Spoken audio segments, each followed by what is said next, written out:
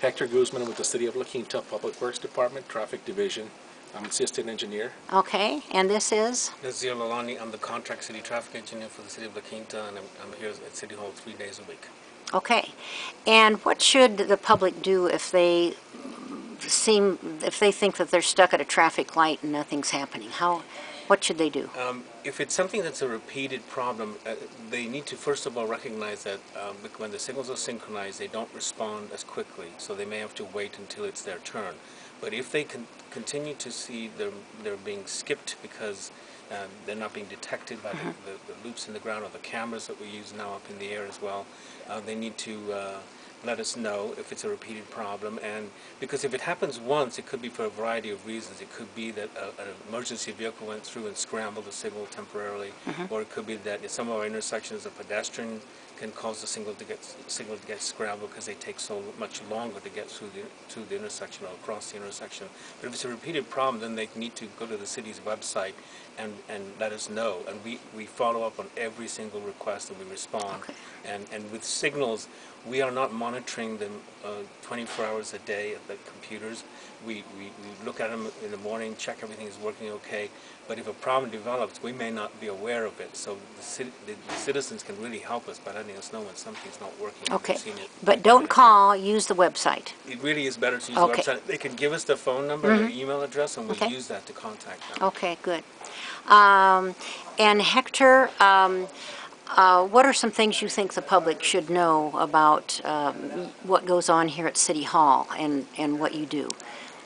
What we do is we try to facilitate traffic to make traffic flow much better in the City of La Quinta. Okay. And a lot of times when people are driving up and down the corridors, they don't realize that there's a lot of work that goes into synchronization. And you have a clock you have to synchronize too, right? We do. If the clocks are not synchronized, a clock at each signal. At each signal, the synchronization won't work as smooth as it should work. What happens when snowbirds come to town?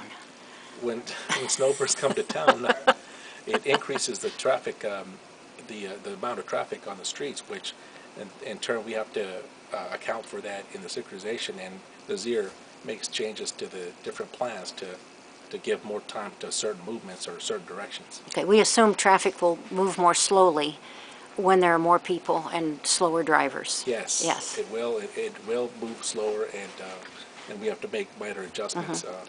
And when you change one signal, they all have to change, right?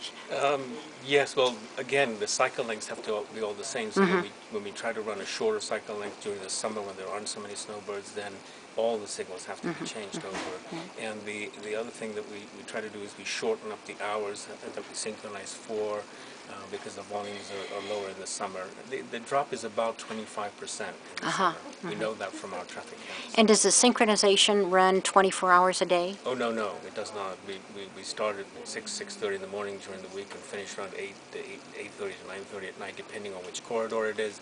And then on weekends, we don't even start until like 9 o'clock in the morning, and we finish earlier at 8 o'clock. So if we're going to the airport at 5 in the morning, don't expect synchronization? Definitely not. None of the cities start that early. Some cities don't even start till 7:30 in the morning, and they finish off at 7 o'clock at night. Okay. Anything else you'd like to tell the public before we sign off that you think they should know about traffic and signals and...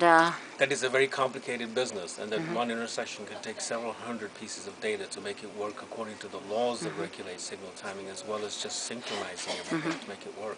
And to take into account bicycles, pedestrians, transit vehicles, all of those things come into play. And there are laws that tell how long the yellow light is? And, absolutely, yes. So we have very strict rules on that. Also how fast we can assume a pedestrian is walking across the street for the walk signals and so on. Yes. Well, we all want to thank both of you for our smooth running traffic, and believe me, if it doesn't run smoothly, you'll hear from us. Good. Thank you very much. Thank you.